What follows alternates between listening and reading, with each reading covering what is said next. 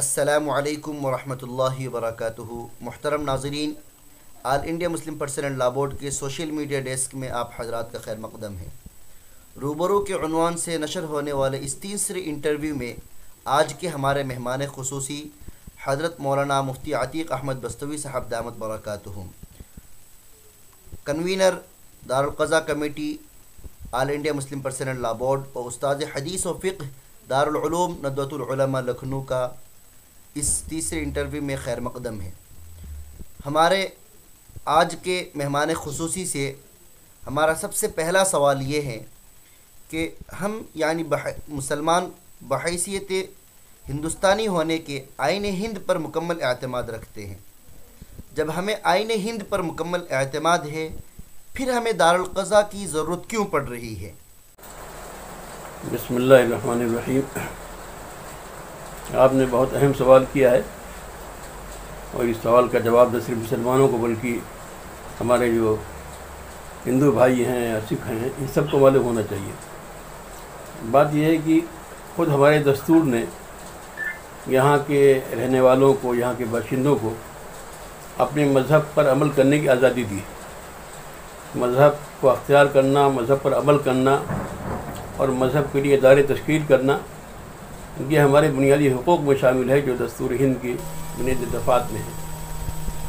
اور دارالقضاء کا جو مسئلہ ہے وہ ہمارے مذہب کا ایک بنیادی حصہ ہے۔ مسلمانوں کو قرآن کریم میں کئی جگہ اس بات کا حکم دیا ہے کہ اگر ان میں آپس میں کسی بات میں اختلاف پیدا ہو، نزاع پیدا ہو، تو اپنے اس جھگڑے کا فیصلہ اور اس کا حل اسلامی قانون کے لحاظ سے کر لیا کریں۔ تو یہ جو خاص طور سے فیملی میٹرز ہیں، نکاح و طلاق وغیرہ، ان کے مسائل قرآن کریم میں بہت صراحت کے ساتھ موجود ہیں۔ تو اس طرح کے بہت سے مسائل کو حل کرنے کے لیے قاضی کا ہونا ضروری ہوتا ہے۔ مسلمان جہاں بھی رہے، چاہے حکومت ان کے پاس رہی ہو یا نہ رہی ہو، ان کے پاس قضا کا نظام رہا۔ ان کے آئلی مسائل کو، نکاح و طلاق کے مسائل کو حل کرنے کے لیے ہمیشہ قاضی موجود رہے۔ تو ملک کی آزادی کی جنگ میں جو علماء شریک تھے، قائدین شریک تھے کانگریس کے شانہ بشانہ، انہوں نے باقاعدہ یہ بات عہد کیا تھا اور یہ طے کیا تھا کہ ملک کی آزادی کے بعد مسلمانوں کے جو مذہبی مسائل ہیں اور یہ فیملی میٹرز ہیں، ان کو حل کرنے کے لیے ایک سسٹم ہوگا اور مسلمان آزاد ہوں گے کہ اپنے ان مسائل کو شریعت کی روشنی میں حل کریں۔ تو یہ دارالقضاء کا جو سسٹم ہے، یہ ہندوستان کے دستور اور قانون کے دائرے میں، یہاں کا دستور، یہاں کا قانون ہم کو اجازت دیتا ہے، بلکہ تقاضا کرتا ہے کہ ہم اپنے مسائل کو جس طرح ہو سکے مذہب کے لحاظ سے حل کریں۔ یہ ہمارا مذہبی فریضہ ہے اور مذہبی آزادی کا تقاضا ہے کہ اگر مسلمان یہاں اس عمل کو کر رہے ہیں تو اس کو ایک قانونی عمل کا سمجھا جائے، دستوری عمل سمجھا جائے۔ اس میں ایسی کوئی بات نہیں ہے جو قانون کے خلاف ہو یا دستور کے خلاف۔ حضرت، آپ نے اسلام کے آئلی قوانین کا ذکر کیے ہیں، کیا آپ بتائیں گے اسلام کے آئلی قوانین کی کیا حکمت و مصلحت ہے؟ دیکھیے، اسلام تو سراسر حکمت و مصلحت ہے، یہ اللہ کا اتارا ہوا قانون ہے۔ خاص طور سے ہمیں قرآن کریم سے بات معلوم ہوتی ہے۔ قرآن کریم نے جتنی تفصیل نکاح، طلاق وغیرہ کے مسائل، میراث کے مسائل کی دی ہے، اتنی تفصیل نماز کی نہیں دی۔ نماز کے بارے میں ایک مجمل حکم بہت جگہ ہے، نماز قائم کرو، نماز قائم کرو، زکوٰۃ ادا کرو، لیکن جس طرح کی جزیات و تفصیلات نکاح کے بارے میں ہے، کن عورتوں سے نکاح کرنا جائز ہے، کن سے جائز نہیں ہے، پورے مسائل، اور اس کے علاوہ بیوی کے حقوق، مہر، نفقہ، توام، عدت، یہ سب مسائل قرآن کریم نے بہت وضاحت کے ساتھ بیان کیے ہیں۔ تو بات یہ ہے کہ یہ جو فیملی میٹرز ہیں، وہ ان کا تعلق خاص انسان سے ہے۔ انسان کا جو انسان سے تعلق ہوتا ہے، شوہر و بیوی کی حیثیت سے یا خاندانی رشتے کی بنیاد پر، یہ مسائل بہت نازک ہوتے ہیں۔ ان مسائل میں خاص طور سے قانون سازی جو اللہ نے کی ہے، وہی قانون سازی بہتر ہے پوری کائنات کے لیے۔ بالکل۔ اور آپ دیکھ رہے ہیں کہ ان موضوعات پر جو قانون سازی ہو رہی ہے، قدیم تاریخ میں ہوئی اور اب ہو رہی ہے۔ بالکل بالکل۔ لوگ اپنی خواہشات کے مطابق طرح طرح کے ایسے قوانین بنا رہے ہیں جو انسانیت کے لیے شرمساری کا باعث ہے. بالکل.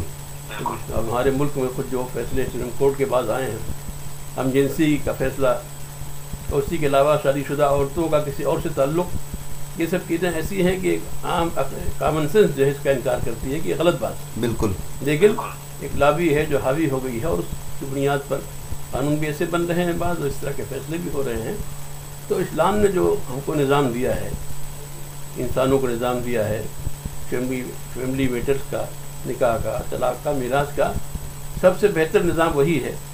اور اگر آپ جائزہ لیں گے تو ہم قوانین کا سب سے زیادہ عادلانہ اور انسانی فطرت سے ہم آہنگ یہی قانون ہے جو اسلام کا دیا ہوا ہے. بالکل، اس میں کوئی شک یہ الگ نہیں. بات ہے کہ ہم لوگ کبھی کبھی اس کے استعمال میں بے احتیاطی کرتے ہیں، ان پابندیوں کا لحاظ نہیں کرتے جو پابندی اسلام میں عائد کی ہے. بالکل. یہ ہماری کوتاہی ہے، ورنہ اگر اس پر ہم 100% عمل کریں تو ایسا خوبصورت معاشرہ ہمارا ہو، ایسا ہمارا سماج ہو کہ دوسری قومیں اس کو دیکھ کے رشک کریں کہ کتنا اچھا ان کا معاشرہ ہے. اور اب بھی الحمدللہ کتاب و سنت کی برکت سے، اسلامی قانون کی برکت سے ہمارے معاشرے میں بہت سی وہ خرابیاں نہیں ہیں جو دوسری قوموں کے یہاں پائی جاتی ہیں. بالکل. جی. حضرت آپ نے بہت بہترین جواب دیا ماشاء اللہ. لیکن جو ہندوستان کے جو اس طرح فضا سازی کی جا رہی ہیں، اور یہ کہا جا رہا ہے کہ دارالقضاء ہندوستان کے آئین ہند کے متصادم ہے، کیا ایسا نہیں لگتا ہے کہ آئین ہند کے متصادم ہے؟ بالکل نہیں، سراسر جھوٹ ہے یہ. اور سپریم کورٹ میں جب کیس دائر ہو چکا تھا جی 2010 میں ایک سپریم کورٹ میں کیس دائر ہوا تھا، ایک ہندو وکیل نے کیس دائر کیا تھا، اور اس نے یہی بات کہی تھی کہ یہ جو دارالقضاء قائم ہو رہے ہیں یہ گویا متوازی عدالتی نظام ہیں، اچھا، ان کو بین کیا جائے. تو کئی سال تک اس کی پیروی ہوئی، بحثیں ہوئیں. ان ساری بحثوں کے بعد جو فیصلہ 2014 میں گویا سپریم کورٹ نے کیا تھا، بالکل اس نے کلیئر کر دیا کہ یہ کام جو دارالقضاء والا یہ گویا انلیگل نہیں ہے، غیر دستوری نہیں ہے، آئین ہند کے خلاف نہیں ہے، اس کے دائرے کے اندر ہے. بالکل. بلکہ اس نے تحسین کی، تعریف کی کہ اتنی بڑے گویا پیمانے پر یہ دارالقضاء جس طرح مسائل کو حل کر لے رہے ہیں کم وقت میں، کم خرچ میں، یہ گویا بڑا احسان ہے اور بڑی مدد ہے ملک کے لیے. تو اس کام کو گویا دستور کے خلاف کہنا یا قانون کے خلاف کہنا یہ جھوٹ سراسر ہے اور قانون سے ناواقفیت کی بات. بالکل. تو اگر مسلم پرسنل لا بورڈ کی نظر میں دارالقضاء کا قیام اتنا ہی ضروری ہے، بلکہ مسلم پرسنل لا بورڈ نہیں بلکہ ہر مسلمان کے نزدیک دارالقضاء کا قیام بہت ضروری ہے، تو اب تک کتنے صوبے اور کتنے اضلاع میں دارالقضاء کا قیام عمل میں آیا ہے؟ میں آپ سے عرض کر دوں کہ انگریزوں کے یہاں قابض ہونے کے بعد 1864 میں ان لوگوں نے قضاء کا نظام ختم کیا تھا. اس سے پہلے ان کے زمانے میں بھی یہ نظام قضاء موجود تھا. یعنی 1864 سے پہلے نظام قضاء موجود تھا، 1864 میں انہوں نے اس کو ختم کر دیے. 1864 تک یہ صورتحال تھی کہ ہر کورٹ میں ایک مسلم قاضی ہوتا تھا، اچھا، جو مسلمانوں کے مذہبی مسائل کا فیصلہ کرتا تھا، اور ایک ہندو پنڈت ہوتا تھا جو ان کے مسائل کا فیصلہ کرتا تھا. بالکل. تو 1864 میں یہ قدم اٹھایا انگریزوں نے، وہی گویا انتقام کیا انہوں نے ایک طرح کا. اور اس کے بعد سے ہمارے جو علماء ہیں، بزرگ ہیں، وہ فکر مند رہے. انہوں نے بار بار کوششیں کی، مطالبہ کیا حکومت برطانیہ سے کہ نظام قضاء ہمارا ایسا مذہبی عمل اور جز ہے کہ اس کے بغیر ہمارے بہت سے مسائل حل نہیں ہو سکتے. چنانچہ بعض انگریز مصنفین نے بھی اس کا اعتراف کیا کہ 1864 میں جو نظام قضاء ختم کیا گیا تو بہت بڑا خلا پیدا ہو گیا، اور بہت سے مسائل جو آسانی کے ساتھ مسلمانوں کے حل ہو جایا کرتے تھے ان سب میں پیچیدگی پیدا ہوئی. ڈبلیو ہنٹر نے اپنی کتاب میں یہ بات بہت وضاحت کے ساتھ لکھی. اچھا. اور اس کے بعد ہمارے بزرگوں نے بہت کوششیں کی، اس سلسلے میں مطالبات بھی کیے گورنمنٹ سے. ایک بار ایک بڑا محضر تیار کیا تھا دارالعلوم دیوبند کے محترم قاری حافظ احمد صاحب رحمۃ اللہ علیہ کے زمانے میں، اور 500 بہت موقر علماء کا گویا کہ دستخط سے، ان کی تحریر کے ساتھ مولانا وزیری جوہر کی قیادت میں یہ وفد ملا تھا وائسرائے سے، اسی مطالبے کو لے کر کے کہ قضاء کے نظام کو بحال کیا جائے. بہرحال وہ غلامی کے زمانے میں جو کچھ باتیں تھیں اس وقت وہ گویا یہ نظام تو بحال نہیں ہوا، لیکن ہمارے بزرگوں نے اسی وقت کوشش کی کہ بھائی جو اگر حکومت نہیں مان رہی تو اپنے طور پر ہمارے لیے ضروری ہے کہ ہم اپنے ان مسائل کو حل کرنے کے لیے ایک نظام قائم کریں. تو عمارت شریعہ بہار اڑیسہ جس کو 100 سال پورے ہونے والے ہیں، وہاں تو 1920 سے انہوں نے نظام شروع کیا تھا،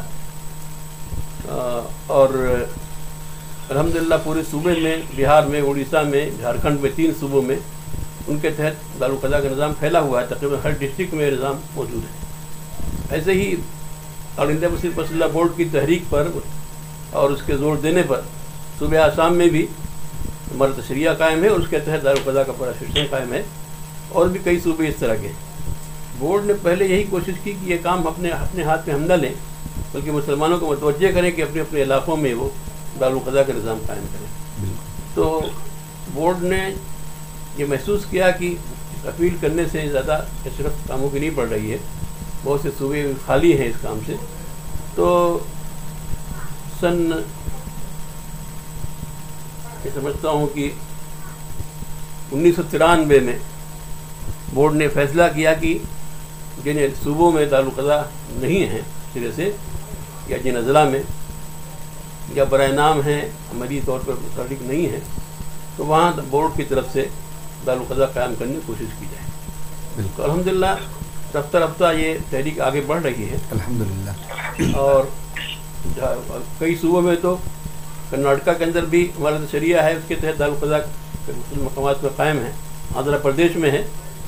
لیکن بورڈ نے جو تحریک شروع کی باقاعدہ، تو سب سے بڑی تعداد بورڈ کی دارالقضاؤں کی مہاراشٹر میں. اچھا، مہاراشٹر میں کتنے دارالقضاء ہیں وہاں پر؟ 28 دارالقضاء بھی قائم ہو چکے ہیں ماشاءاللہ. اور اس کے بعد کل تعداد جو اب تک ہے باقاعدہ دارالقضاؤں کی وہ 68 ہے بورڈ کے دارالقضاؤں کی. جی، یعنی وہ جو عمارت شریعہ بہار اڑیسہ کیا ہے، یا عمارت شریعہ آسام وغیرہ کی چیزیں ہیں، یا محکمہ شریعہ وغیرہ بعض جگہوں پر قائم ہیں، وہ بھی کام کر رہے ہیں. ان کی تعداد تو بہت ہو جاتی ہے. لیکن خود بورڈ نے جو جن دارالقضاؤں کو قائم کیا ہے، اس کی نگرانی کرتی ہے، اور اس کا نظام اس نے قائم کر رکھا ہے. تو کئی صوبوں میں ہیں، وہ بڑی تعداد مہاراشٹر میں ہے. اس کے بعد یو پی میں 19 دارالقضاء باقاعدہ بورڈ کی نگرانی میں. اور اس کے علاوہ گجرات میں ہے، گجرات میں سورت میں، احمد آباد میں، اور اس میں کیا نام ہے دہرادون میں، اتراکھنڈ میں، ہریانہ میں، دہلی میں، پنجاب میں. تو غرضے کی مختلف صوبوں میں یہ دارالقضاء قائم ہو رہے ہیں. ادھر جب سے حالات ہمارے مخالف ہوئے ہیں کہ کچھ فیصلے اس طرح کے آئے، کچھ اس طرح کے قوانین پاس ہونے کی کوشش ہوئی، اس کے بعد سے لوگوں کا مطالبہ بڑھ گیا ہے کہ دارالقضاء قائم کیے جائیں. الحمدللہ اس میں پیش رفت ہو رہی ہے. 22 سال تو گویا سال گزر چکا ہے، اس میں 14 دارالقضاء ایک سال میں قائم ہوئے ہیں، اور رفتار انشاءاللہ بڑھ رہی ہے. ماشاءاللہ. حضرت ہمارا سوال یہ ہے کہ دارالقضاء کے فیصلے انتہائی اہمیت کے حامل ہیں، اس میں کوئی شک نہیں ہے. اس کے لیے مسلم پرسنل لا بورڈ نے اب تک کتنے ماہرین قانون جو اسلامی قانون کا مکمل علم رکھتے ہو تیار کیے ہو؟ دیکھیے بات یہ ہے کہ اور انڈیا مسلم پرسنل لا بورڈ نے جو تحریک چلائی ہے جی، تو اس کا ایک پورا نظام ہے، سسٹم ہے جی، کہ ہمارے ہاں جو تعلیمی ادارے ہیں، بڑے دارالعلوم دیوبند ہے، جی، دارالعلوم حنیت العلماء ہیں، جی، تو ان کے وہ فارغین جو بہت ہی باصلاحیت ہوتے ہیں، تو پھر افتاء بھی انہوں نے کیا ہوا ہو تاکہ مسائل سے ان کی گہری واقفیت ہو. بالکل. ان کے لیے ایک 6 مہینے کا کورس تربیت کا عمارت شریعہ بہار اڑیسہ میں پھلواری شریف میں یہ بنا ہوا ہے کہ 6 مہینہ وہاں رہ کر کے اس کام کو عملاً سیکھتے ہیں وہ علماء ہمارے مفتیان کرام. اس کا جو پروسیجر ہے، اس کی فائلنگ ہے، کیسے گویا درخواستیں لی جائیں، انہیں کیا چیز دیکھی جائے، کیسے گواہیاں گزریں گی، کیسے اس کی فائلنگ ہوگی، کیسے فیصلہ ہوگا، یہ جو پورا پروسیجر ہے، طریقہ کار ہے، اس کو سیکھنے کے لیے 5-6 مہینے کا عرصہ وہ درکار ہوا کرتا ہے. تو عمارت شریعہ بہار اڑیسہ چونکہ سب سے قدیم دارالقضاء ہے، اور وہاں عملاً بہت سے کیسز روزانہ فیصل ہوتے ہیں اور وہاں پر آتے ہیں، تو وہاں 6 مہینے یا 5 مہینے قیام کر کے ہمارے یہ جو فارغین ہوتے ہیں فضلاء اور مفتیان کرام یہ تربیت دیتے ہیں، اور پھر انہی کو ہم دارالقضاء میں مقرر کرتے ہیں. یہ پورا سسٹم چل رہا ہے. اور بورڈ کی طرف سے جگہ جگہ تربیت قضاء کیمپ ہوتا ہے 2-3 روز کا، جس میں ہم نوجوانوں کو اس علاقے کے قاضیوں کو اور علماء کو شریک کرتے ہیں، ان میں بہت سے لوگ تیار ہو جاتے ہیں کہ ہم اس کام کو سیکھنے کے لیے گویا وہاں جائیں گے، 6 مہینے کے ٹائم لگائیں گے، وہ تربیت پا کر نکلتے ہیں، اور الحمدللہ اس کی وجہ سے ہمیں خزات مہیا ہونے لگے ہیں۔ یہ طریقہ کار۔ قاضی حضرات کی تربیت کا کیا نظام ہے؟ اسی طرح ہمارا اسی کے ساتھ سوال یہ ہوگا کہ جب کسی کو قاضی مقرر کرتے ہیں تو قاضی مقرر کرنے سے پہلے قاضی میں کن چیزوں کو دیکھا جاتا ہے، جیسا کہ اخلاق ہے، عادات ہے، علم ہے، حلم ہے وغیرہ وغیرہ، تو ان میں سے کیا دیکھا جاتا ہے قاضی مقرر کرنے سے پہلے؟ یہ ہماری فقہ میں جو آداب ہیں قضا کے، کہ قاضی کیسا ہونا چاہیے، اس کے اخلاق کیسے ہوں، اس کا علم کیسا ہو، ان تمام چیزوں کا لحاظ کیا جاتا ہے۔ دیکھا جاتا ہے کہ بھئی بنیادی چیز تو ہے کہ بھئی اس کا علم پختہ ہو، اور دوسری یہ ہے کہ اس کا اخلاق اچھا ہو اور تقویٰ اس کے اندر پایا جائے، اللہ سے ڈرنے والا ہو۔ ایسا نہ ہو کہ وہ مال کی لالچ میں کسی دباؤ میں غلط فیصلے کرے، تو اس کے کردار کو دیکھا جاتا ہے۔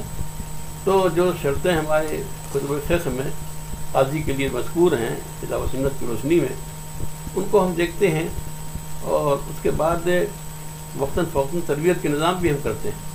ہم کوشش کرتے ہیں کہ سال میں ایک بار قضات کو جمع کریں 2-3 روز کے لیے، اور کچھ تربیتی پروگرام کریں، کچھ باتیں تذکیری ان کے سامنے آئیں، یا جو ان کے لیے مسائل ان کے سامنے آتے ہیں، پیچیدہ مسائل آتے ہیں، بعض جو حل ان سے نہیں ہوتے ہیں، انہیں مشورہ بھی وہ لوگ لیتے ہیں اور ان کو مشورہ دیا جاتا ہے۔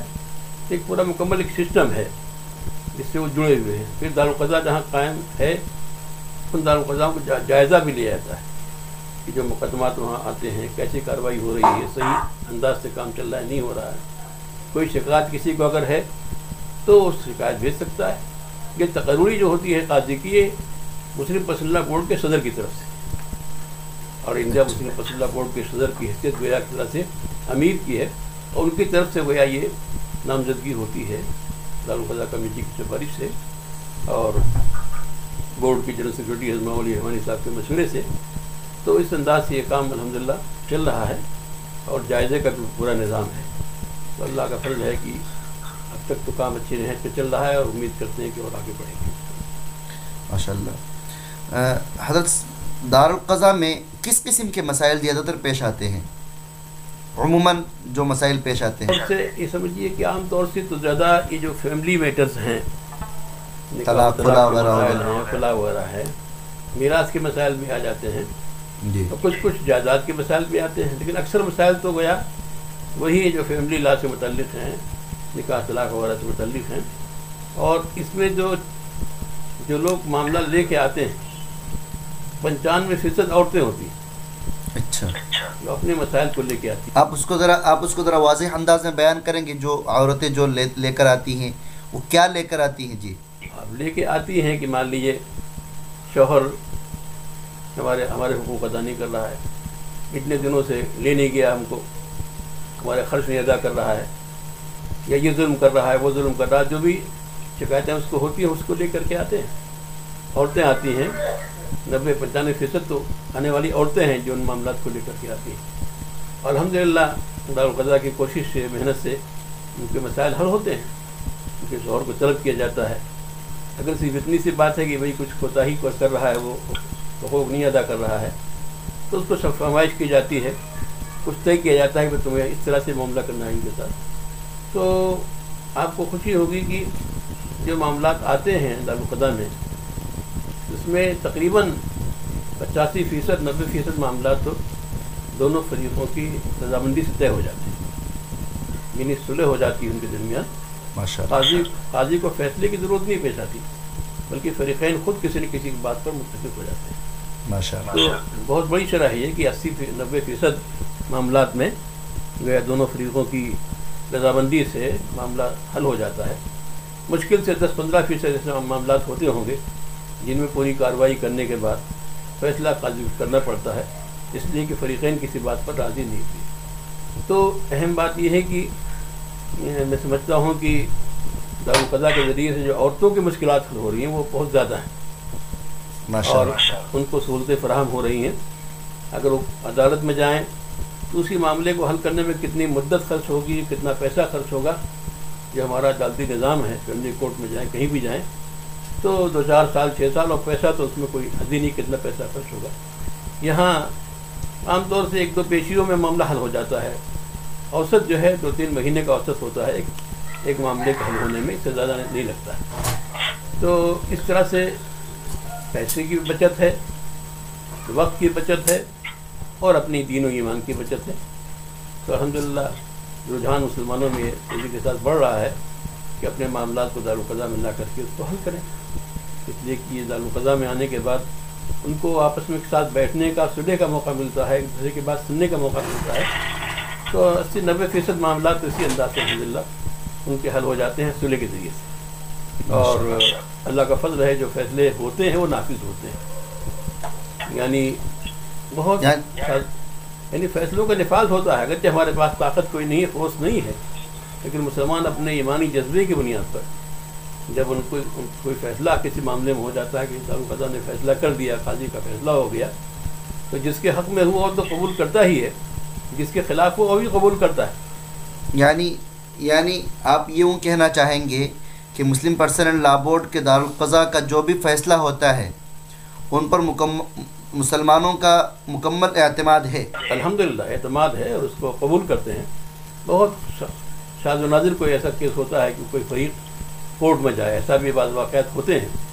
لیکن کورٹ میں جو فائل دیکھی جاتی ہے کہ بھائی دونوں فریقوں کی بات سنے گی نہیں سنے گی، دونوں کو موقع دیا گیا نہیں دیا گیا، تو ان فائلوں کو دیکھنے کے بعد کئی کیسز میں ایسا ہوا ہے کہ کورٹ نے اسی فیصلے کو باقی رکھا، بلکہ تعریف کی ہے کہ ہمیں خوشی ہے کہ ایک آدھ کیس کا مثال. ہاں، اس میں کئی واقعات، کئی مثالیں اس طرح کی بہار میں بھی ہیں، اور اس کے علاوہ مدھیہ پردیش میں ایک آدھ معاملات میں ہوئی ہیں بات. ایسی ہی احمد آباد میں بھی ایک آدھ کیس میں بعض معاملات تو غیر مسلم لے کے آئے ہیں. آپ کو حیرت ہوگی کہ احمد آباد میں ایک کیس ایک غیر مسلم لے کے آیا. اللہ، اچھا. اس کا وہ بھی معاملہ تھا جائیداد کا، پراپرٹی کا تھا اس کا. تو قاضی صاحب نے کہا کہ بھئی آپ کو معلوم ہے کہ یہ دارالقضاء تو مسلمانوں کے مسائل کے حل کے لیے ہے، آپ یہاں کیسے آگے، شاید آپ کو واقفیت نہ ہو. یعنی میں جانتا ہوں کہ مسلمانوں کے لیے ہے، لیکن میرا جو دوسرا فریق ہے وہ چونکہ مسلمان ہے جس سے میرا معاملہ ہے، اس لیے میں اس معاملے کو لایا ہوں کہ وہ تو مسلمان ہے تو ضرور وہاں پر آئے گا، اور مجھے یقین ہے کہ یہاں انصاف ملے گا. تو اگر غیر مسلم بھی آتے ہیں، اگر دو پارٹیاں آتی ہیں، اگر لکھ کے دیں کہ بھئی ہم جو بھی آپ فیصلہ کریں گے اس کو ہم تسلیم کریں گے، آپ کو ثالث مانتے ہیں، تو اس کو بھی لینے میں کوئی حرج کی بات نہیں قانونی طور پر. بالکل نہیں. تو بعض جگہ ایسے واقعات بھی پیش آتے ہیں، اللہ کا فضل ہے. ماشاء اللہ. ہمارا ایک سوال یہ ہے کہ دارالقضاء سے ملک کو کیا فائدہ ہے؟ دارالقضاء سے ملک کو بہت بڑا فائدہ ہے. جیسا کہ میں سمجھتا ہوں کہ آپ یہ دیکھیے کہ ہماری عدالتیں مقدمات کے بوجھ سے لدی ہوئی ہیں. یعنی جو پینڈنگ معاملات ہیں ہماری کورٹوں میں، سپریم کورٹ میں، ہائی کورٹ میں، تو ان کی تعداد اتنی زیادہ ہے، جو فگرز آ رہے ہیں بڑے ہوشربا ہیں کہ اگر انہی کیسز کو عدالتیں حل کریں، نئے کیسز نہ لیں، تو 150 سال لگ جائیں گے، 200 سال لگ جائیں گے ان معاملات کو حل کرنے میں. کیا بات کر رہے تھے آپ؟ 150-200 سال؟ ملک کی آزادی کو بھی نہیں ہوا ہے اتنے سال حضرت. ہاں، جو معاملات جو لٹکے ہوئے ہیں، جو پینڈنگ میں پڑے ہوئے ہیں. اور خرچ کتنا ہوتا ہے، خرچ کی کوئی حد ہی نہیں، وقت کتنا لگتا ہے. تو ایک کیس اگر دارالقضاء کے ذریعے سے حل ہو رہا ہے تو میں سمجھتا ہوں کہ ایک کیس کو حل کرنے میں اس پہ جو خرچ حکومت کا آتا ہے وہ لاکھوں میں، 8-10 لاکھ سے کم کا خرچ نہیں ہوتا ہے ایک کیس کے اوپر. حکومت کا جو خرچ ہوتا ہے، جج کی تنخواہ ہے اس کے، اور عملے کی تنخواہ ہے، فلاں ہے. تو دارالقضاء کے ذریعے جو مسائل حل ہو رہے ہیں، اس سے گویا حکومت کی انکم ہو رہی ہے، سمجھیے ان کے اس کا خرچ کم ہو رہا ہے. اگر اس کو ہم باقاعدہ اعداد و شمار کی روشنی میں مرتب کریں کہ بھئی اتنے کیسز، جو کوئی وہ کیس کا مسئلہ کیا ہوتا ہے، ایک کیس دارالقضاء میں آیا وہ ایک کیس رہتا ہے. وہی کیس اگر سرکاری عدالت میں جائے گا تو وکلا اس کو 3 کیس بنا دیں گے، 4 کیس بنا دیں گے، ایک کیس نہیں رہے گا، کیونکہ اس کو الگ الگ کر کے کئی شقیں بنا کر کئی کیس بنا دیتے ہیں، تو ہر ایک کا الگ خرچہ ہے. تو گویا مسلمانوں کا تو فائدہ ہے کہ ان کا دین بھی بچ رہا ہے، مال بھی بچ رہا ہے، ٹائم بچ رہا ہے. لیکن یہ جو عدالت کا بوجھ ہلکا ہو رہا ہے، عدالتیں خود پریشان ہیں، کوشش کر رہی ہیں کہ لوگ اپنے معاملات کو ثالثی کے ذریعے سے حل کر لیں، اور مختلف قسم کے وہ ٹریبونل بنا رہی ہیں اور مختلف قسم کے وہ ادارے قائم کر رہی ہیں تجارتی اداروں کو حل کرنے کے لیے، باقاعدہ اس کا الگ قانون ہے۔ تو یہ خود ایک رجحان ہے عدالت کا کہ عدالت پہ بوجھ کم ہو، اس لیے کہ جب مقدمات بہت زیادہ ہیں، ججز کی تعداد بہت کم ہے اس کے مقابلے میں جتنا مقدمات کا تناسب یہاں پر ہے۔ تو یہ میں سمجھتا ہوں اگر ایک خود ایک موضوع ہے مطالعے کا اور ریسرچ کا، کہ مان لیجیے ایک سال میں اگر 10,000 معاملے، 500 معاملے، 600 معاملے اگر حل ہو جاتے ہیں مثال کے، تو ان معاملات کو حل کرنے میں کتنا حکومت کا خرچ ہوتا اگر وہ کیس عدالت میں جاتا۔ تو اس طریقے سے گویا حکومت کا بوجھ ہلکا ہو رہا ہے۔ چنانچہ سپریم کورٹ نے جو فیصلہ کیا تھا 2014 میں دارالقضا والے کیس میں، اس میں اس نے اس بات کو سراہا اور اس کو پسند کیا کہ بھائی یہ تو عدالت پر بوجھ کو کم کرنے والی چیز ہے اور اس کے ذریعے سے بہت آسانی کے ساتھ بہت سے مسئلے حل ہو جاتے ہیں۔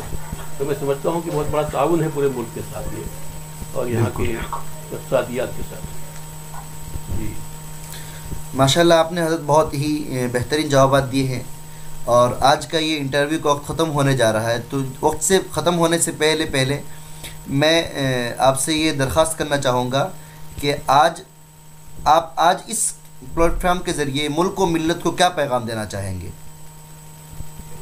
میں تو ملت اسلامیہ سے کہنا چاہتا ہوں۔ جی ہمارا سوال ہے کہ حضرت ملک و ملت پورے جی دونوں کے، جی ملت سے تو مجھے یہ کہنا ہے جی کہ اپنے شریعت کی حفاظت خود آپ کے ہاتھ میں ہے۔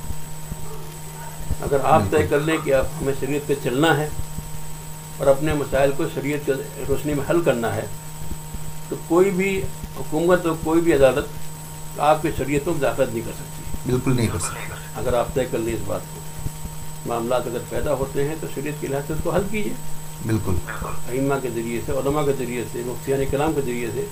معاملہ الجھ گیا، پیچیدہ ہو گیا، دارالقضا میں لے آئیے اور جو فیصلہ اس کو تسلیم کیجیے۔ اگر آپ خود طے کر لیں کہ ہمیں شریعت پر چلنا ہے اور شریعت ہی کی روشنی میں مسائل کو حل کرنا ہے، تو انشاءاللہ کوئی بھی حکومت آئے، کچھ بھی قانون بنے، کچھ بھی فیصلے ہوں، انشاءاللہ آپ کی شریعت محفوظ رہے گی، اس کے لیے کوئی خطرہ نہیں۔